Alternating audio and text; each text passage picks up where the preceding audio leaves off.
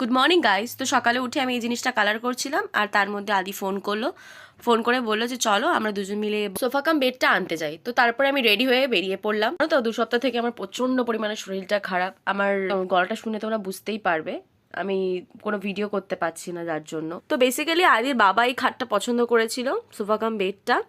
তো আমরা ফাইনাল রেজাল্টটা দেখে আমার সত্যিই খুব ভালো লেগেছিল। প্রথম প্রথম ভাবছিলাম যে অতটা ভালো হবে না, যখন বাড়িতে এসে খাটটা পাতলো তখন দারুণ লেগেছে, মানে লুকটা জাস্ট ওয়াও লাগছিল। তো তারপরে আমরা ক্লাস করছিলাম এই 4 জন মিলে, 4 জন না 5 জন মিলে। তোমাদের খাটটা কেমন লাগলো তোমরা কমেন্ট বক্সে কিন্তু জানিও। আর আমরা সবসময় ক্লাসের মধ্যে কি করি সেটাও দেখে নাও।